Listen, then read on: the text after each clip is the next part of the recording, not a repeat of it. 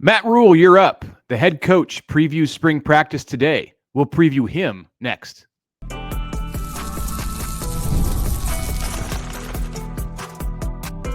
You are Locked On Nebraska, your daily Nebraska Cornhuskers podcast. Part of the Locked On Podcast Network, your team every day.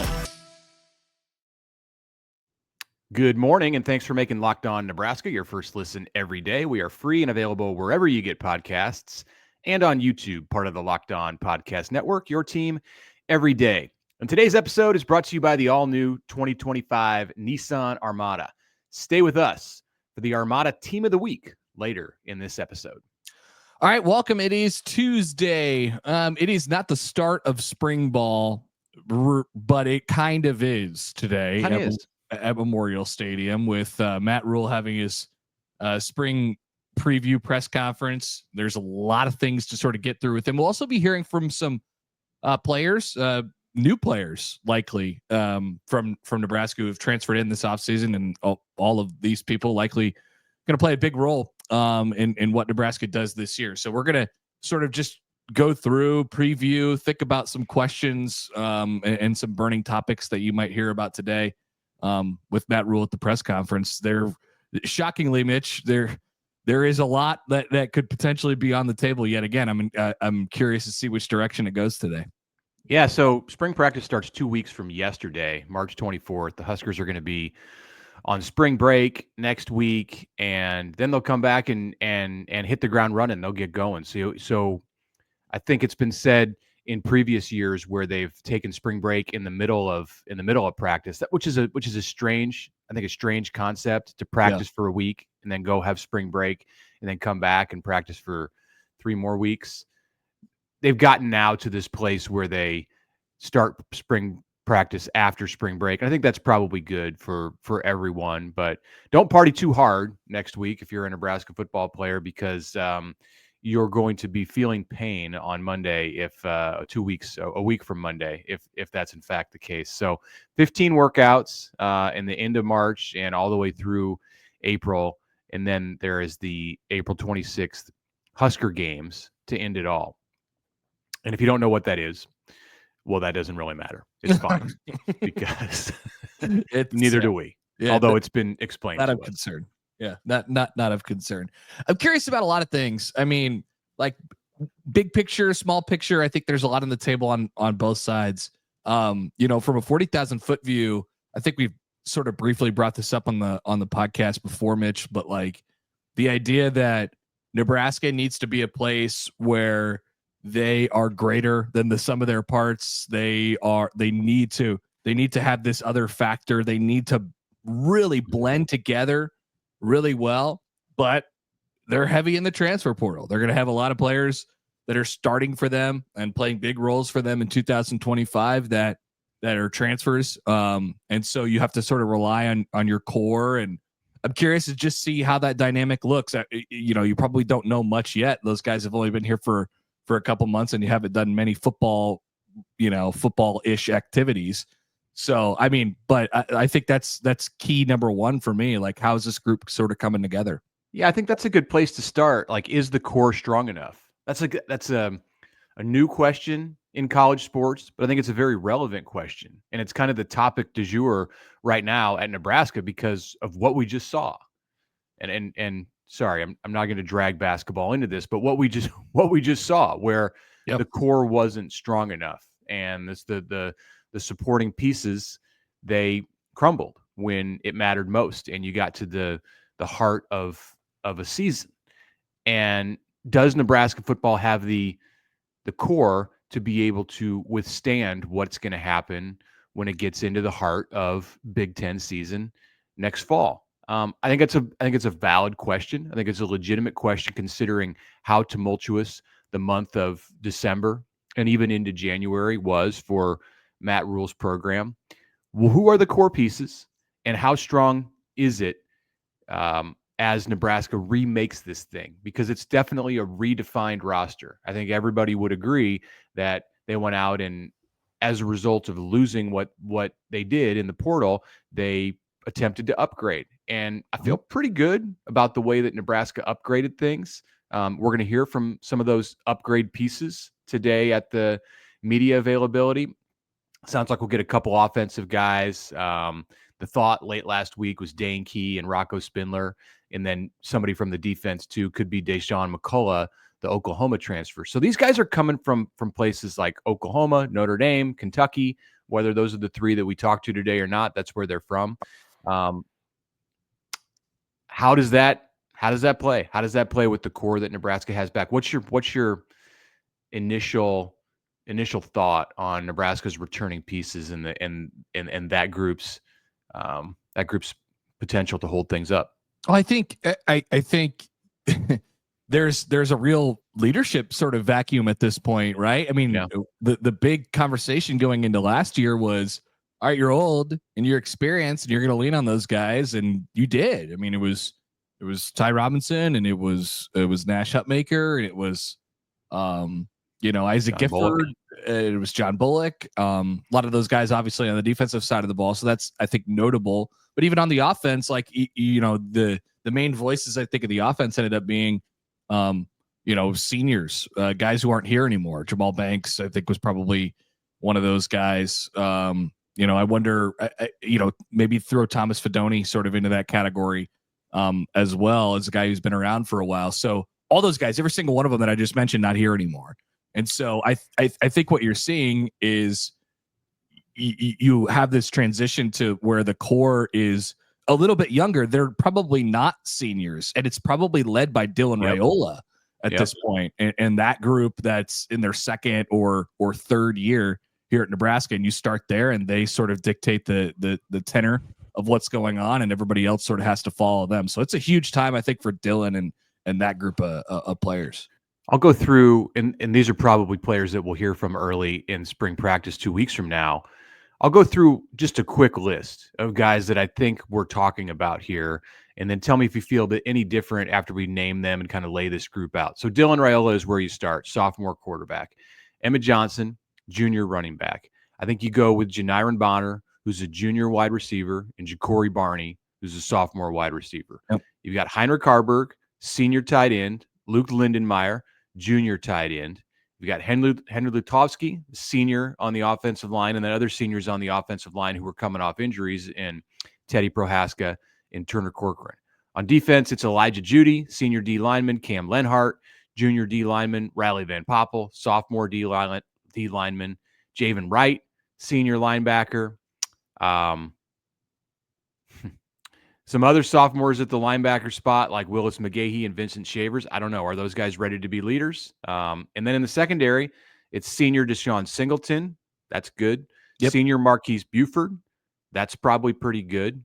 And you've got senior Malcolm Hartzog. Yep. So they're older in the secondary and in the back end of the defense. But everywhere else, you're talking about players who still have eligibility left in this program after 2025.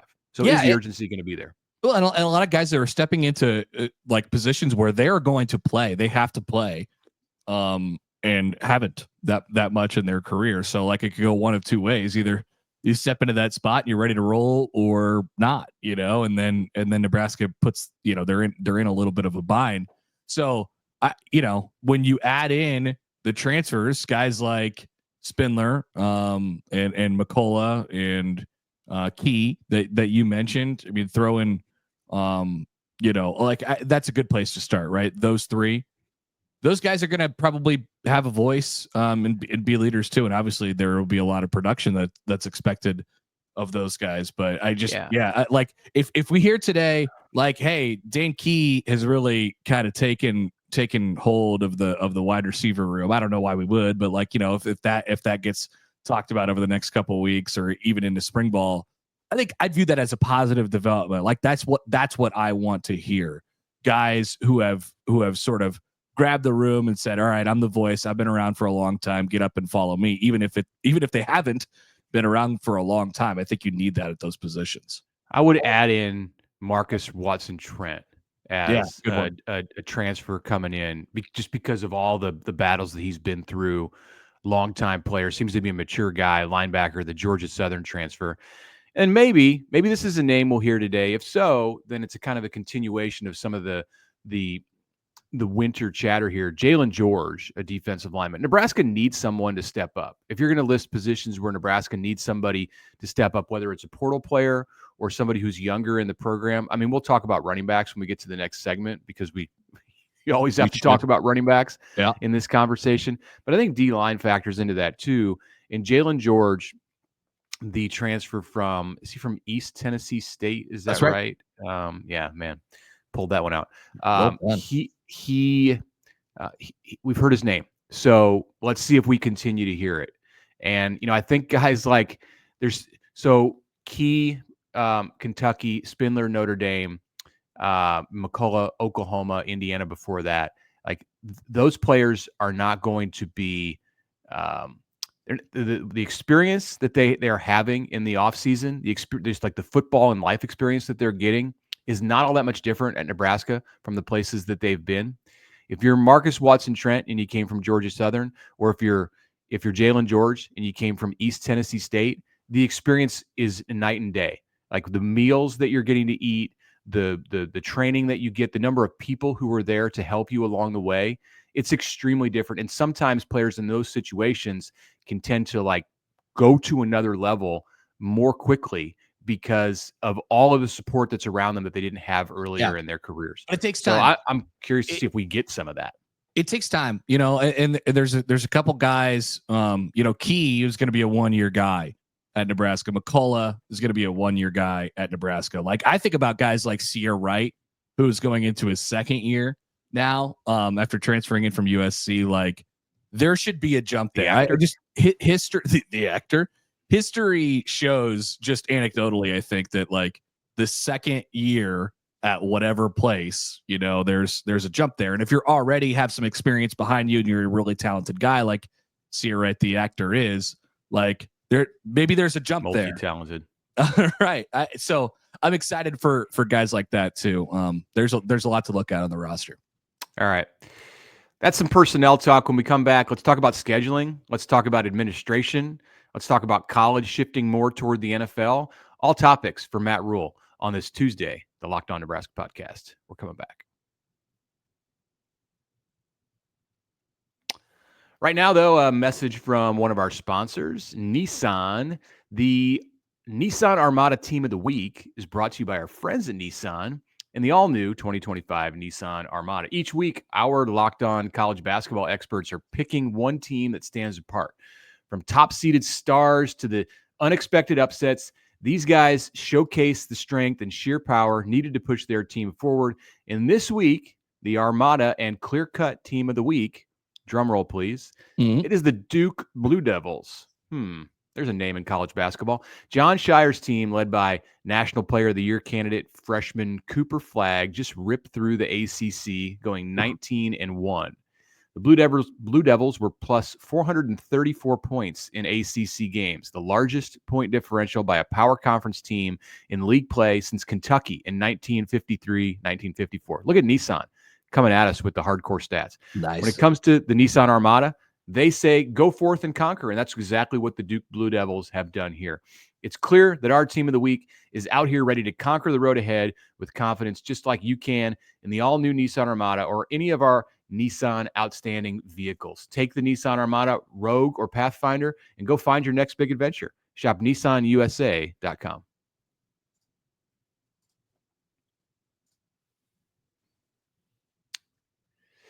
Okay, welcome back. Tuesday episode of the Locked On Nebraska podcast. I'm Mitch Sherman from The Athletic.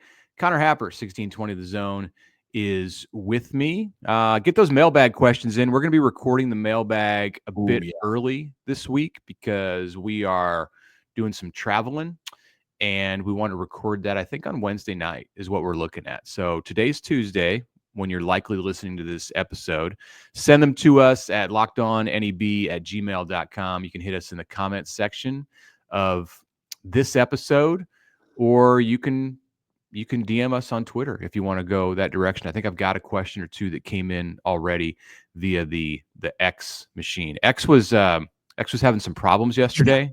Yeah. Did you notice that? I did. And did you see in the vacuum that X left, it made room for NFL insider Vinny Pasquantino to break news that Justin Fields was going to be the quarterback of the New York Jets. He literally broke the news like 2 hours before Adam Schefter did. It was hilarious. Okay. Vinny Pasquantino, the Kansas City Royals first baseman. Yes. Broke NFL news. My mind broke there as you were telling me this. Where did Vinny's fun. Where did he do this? Well, he somehow got a tweet out at like 9:30 in the morning. He snuck it in there. Squeezed somehow. one out. Yeah. He snuck one in there, and he was like, hey, Justin Fields is going to be the quarterback of the Jets, and he even put a contract number on it, like whatever it was, 2 years, $30 million or something like that. And he was like, source me. All right, I'm going to go hit BP in the batting cages. Talk to you guys later. And he was right. Great. That's great. He should be spending more time looking over his shoulder at young Jack Caglione coming up behind him, because that's going to be a fun thing to watch. Maybe here in Omaha this spring. Which can transition us back to the state of Nebraska and our football talk as Matt Rhule takes the stage on this Tuesday morning in Lincoln. It was 80 degrees on Monday, a little cooler today on Tuesday, but it's still going to feel like spring out there before we get smashed with the bomb cyclone this weekend. I think it's shifted a little bit to the east, so I'm not as worried about my house being destroyed while I'm out of town. Knock on. True. We're getting bomb cycloned this weekend. Yeah, knock on wood there. So.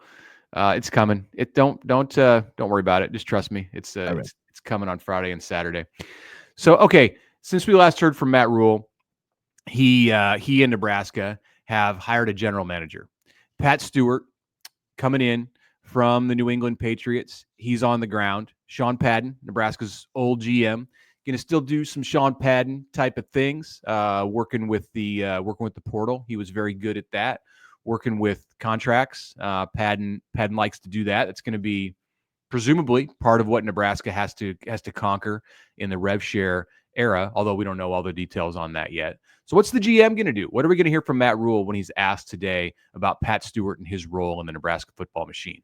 Well, now that you say it, I wonder if Rhule will give us, if we'll learn soon any details about Nebraska's plan from the revenue sharing perspective. Like we saw Georgia's a couple weeks ago kind of get out there a little bit. Like now that Nebraska seemingly has everything in place, and I do think, like you said, Pat Stewart is a big piece of that.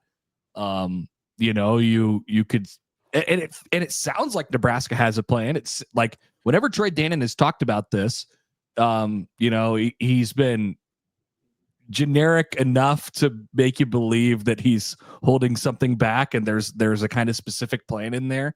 He knows what he's up to, but like Stewart factors heavily into that. I'm really curious to see what the investment in him is, what the connection was, and how he sort of ended up here. Like it's a fascinating person, a fascinating role, mostly because I don't think there's like an outline necessarily for it. Yeah. You're seeing it happen all across the country.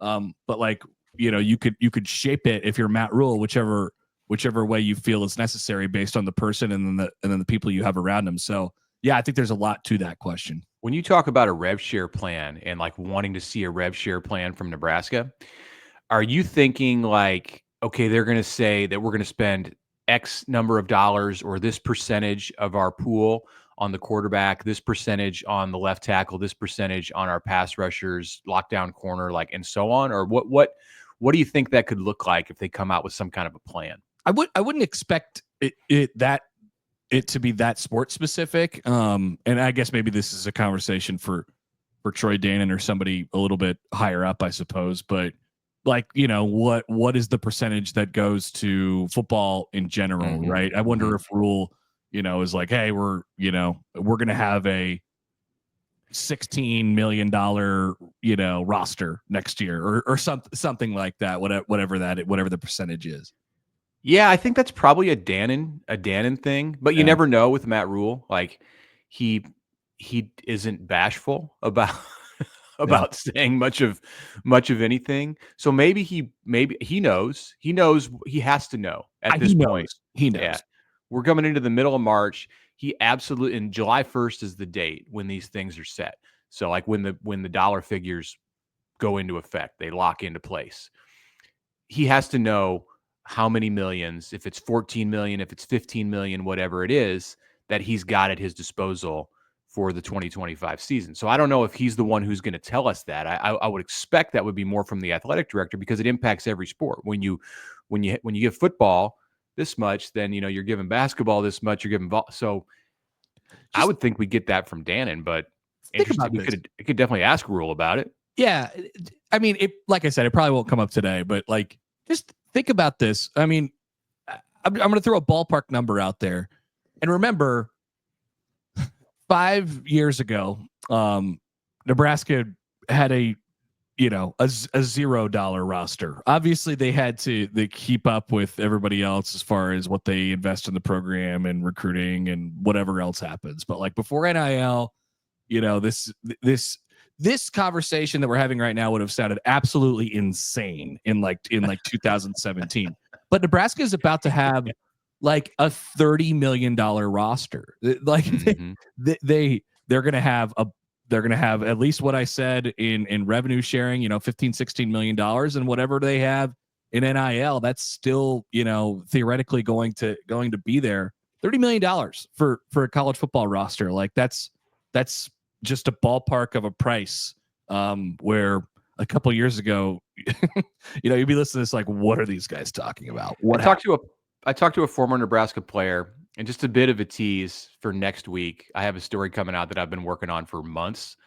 That it's a historical piece related to Nebraska football, and I did the bulk of the writing up for this story yesterday because I'm going on vacation, and it should run around St. Patrick's Day. Should publish around St. Patrick's Day. I talked to a former player who, and this is not what the story was about, but it was just part of the conversation. In his time and in his excitement about coming to Nebraska, he made some bracelets that he, that were kind of like supporting Nebraska, supporting like his effort around Nebraska, his energy. And he sold them, a few of them, online, and some fans bought them because it's what Nebraska fans do. And he got in big trouble for this. Like he had to donate the money that he earned from these bracelets. We're talking about bracelets. We're talking about practice. Bracelets. He had to donate this money to a charity or whatever in order to avoid being deemed ineligible. And now the roster is going to make $30 million. So it's kind of like the NFL, except not quite as pricey. Let's take a break, and when we come back, we can talk about how college is trending more toward the NFL and what Matt Rhule's thoughts may or may not be about that when he takes the stage today in Lincoln.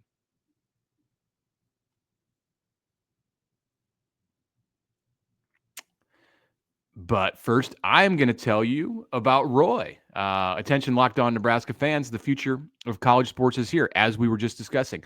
Before the Roy app, NIL negotiations often happened under the table, and fans didn't have a clear way to directly support the athletes they love. Now with Roy, what's that? Bracelets. It had to be bracelets. You could do it with bracelets. That's how you could do it in the past. Now you got Roy. You get to be a part of the change and support your favorite college athletes in the most transparent ways possible. Roy, the NIL app, allows you to choose the player you want to support, decide how much you want to contribute, receive exclusive content from that athlete. If your player transfers, you get your money back. That's cool. It's risk-free and a way to show your support. The Roy app is giving fans control, no more uncertainty. Now you can provide transparent, impactful support and help shape the team and the future of college sports with your contributions. Download the Roy app now from the App Store and start backing Nebraska athletes the way they deserve, with transparency, trust, and a real impact.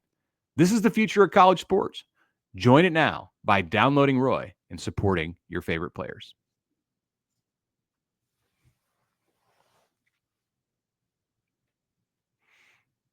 All right, welcome back. Third and final segment here. Connor Happerman Sherman with you. I got a tweet shout out this morning from our friends at the Locked On Podcast Network telling me that it was my 1 year anniversary today. Oh, so I don't know when we did our first podcast, probably maybe like a couple weeks later.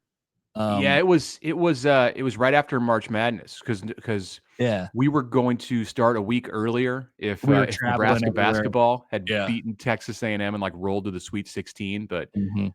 that would be a nice thing to have to consider right now. But that didn't happen then. Now we're coming up on a year though. Into March. Yeah, we'll have to figure out that date and have a celebratory episode or something. Yeah, huge party, something like that. Another topic that could be brought up today. I mean, there's no shortage of them. Another topic that could be brought up today again, the old scheduling issue, big picture conversations from Matt Rhule. So he, or I mean, maybe we could just start off the conversation like this. What might Matt Rhule say today that will gain national headlines and will be talked about within the next couple weeks around college football? He does that. He does that this time of year. Like he's sneaky about that. And sometimes it's hard to even know when he says it. Like he talks about a quarterback being $1 million position. He talks about we're canceling the spring game because tampering or whatever it is. Like you really have to be on guard because you need to know if something's going to go viral. That Rhule has to say. It's important to catch it in the early stages. I don't know. I'll have my antenna up when I'm sitting there in the Hawks this morning. So I'm thinking like there is the other side to this scheduling thing, and Rhule has been pretty. He went on McAfee's show and was like, "Why would we ever play the Tennessee game? Why would we do that?" He was pretty staunch about it. But there is another side, and the other side is it is not as good for the fans in terms of what they experience in their, from their season ticket value. If they want to see Nebraska play good teams, obviously they want to see Nebraska win, but you pay a premium for the great environments and the classic games that you've witnessed over the years, and you hope to get one of those once a year. You don't get them usually against Bowling Green and Miami of Ohio. So I think there's the other side of that. And I'm curious to see how Rhule sort of, tiptoes around that issue. It's a tightrope to walk because you can't really stand up there and say, well, if we schedule those games, we're likely to lose. Like that's not the message that you want to send to your fans. We had to schedule Bowling Green because we were afraid that Tennessee was going to hang a 40 spot on us and it was going to hurt our chances to gain momentum going toward the Big Ten or to make the playoff at the end of the year. Like you can't say that, but I guess you can phrase it like we play enough good teams in the Big Ten. We've got to get our team ready for the Big Ten, ready for that grind. We don't want to put our players in a difficult spot. Like if you can avoid injuries, then that's fantastic. But like we're quickly closing in on a time in college football, unless some of the powers that be in the sport change the direction that this thing's headed, where the non-conference season is like the NFL preseason. And I don't know that anybody wants that. I don't think Matt Rhule wants that to, we're playing whoever it is. You could be playing Northern Iowa, or you could be playing Kansas State. And the questions leading up to the game or the decisions that have to be made during the game is, do you pull your quarterback in the second quarter of this game? Because the important ones are to come against the Big Ten teams. Like we're not that far off from having that kind of a conversation. Yeah, it's no fun. Especially if the playoff model that they're talking about right now gets adopted, where there's 14 teams and there's 4 automatic bids from each of the Big Ten and the SEC. And literally your non-conference does not matter whatsoever when you do that. Yeah, it's just all about conference games and where you finish in the conference and like how to get yourself ready to go for the last conference weekend of the year when all of the playoff spots are basically going to be determined. Like if there's no at-larges or there's only one at-large, and if Notre Dame has a good season, it's getting the at-large, then what is the point of playing good football in September other than to get yourself ready for the conference? Yeah, and so I would imagine Rhule would approach that from the angle of, hey, you want good games? Look at our schedule. Look at our Big Ten schedule. It's already there, baby. It already exists, and there is some truth to that, no doubt about it. Anything else? I mean, there's several more topics that I'm sure we'll dive into today. Anything from a position standpoint or individual players that you're curious about going into spring ball here?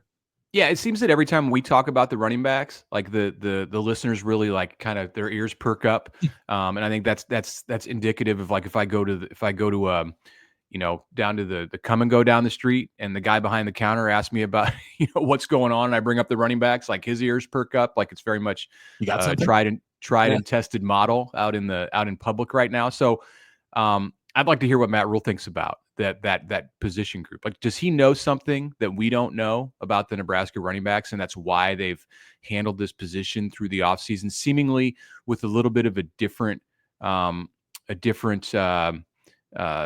approach than what they have other spots on the roster? It's been really conservative. I mean, they lost Dante Dowdell. They got, they were able to retain Emmett Johnson. Obviously, you throw a lot on his shoulders into 2025.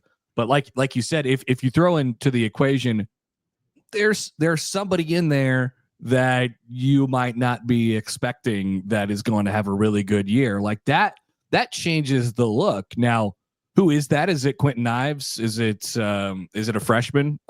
Is it who's not Mekhi Nelson? Yet? Right. Is it Mekhi Nelson? That's it for the options. So like I would also understand the approach of standing pat at the position and then seeing what you have in spring ball coming up in a couple of weeks, and we'll talk about it today. And then, sort of evaluating that position, but it's obviously pretty late in the game. So maybe there is a wild card in there that we don't know about yet. I'm curious to hear about it. You know what the wild card might be?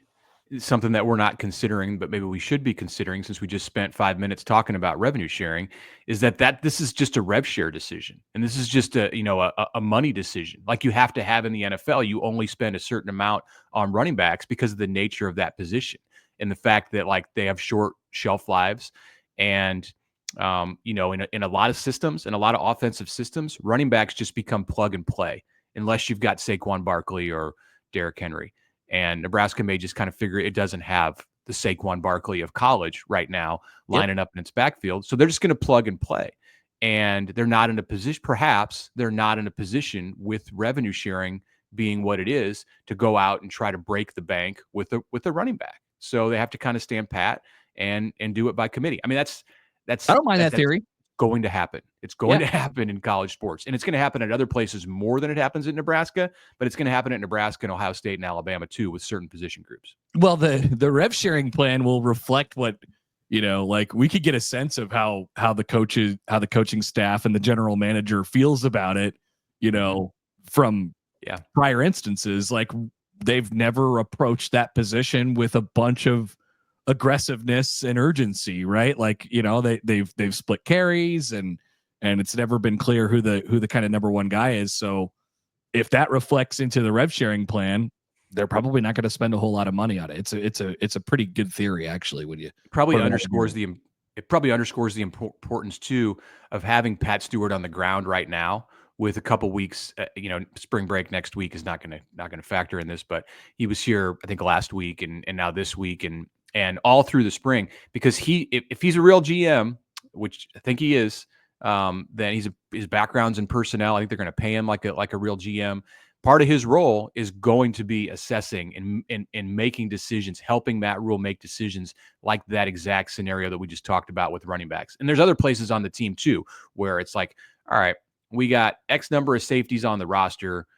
Look who's in the portal. Look at what our needs are, and then look at the money that we have that's available for players at that position. What do we do here? So that's probably a big piece of Pat Stewart's job. You effectively have a salary cap, which that's what the part of what the GM is here for. Okay. As we wrap it up, looking forward to hearing from Matt Rhule today. We will hear from him on the show tomorrow. And one more reminder to get your mailbag questions in. Like Mitch said earlier, we are going to tape that show a little bit early this week with some travel coming up this weekend. So get those into us wherever you get in touch with the show. Appreciate you listening today and making Locked On Nebraska your first listen. For your second listen, you could check out Locked On College Basketball as you get geared up for the tournament. Find Locked On College Basketball on YouTube or wherever you get your podcasts.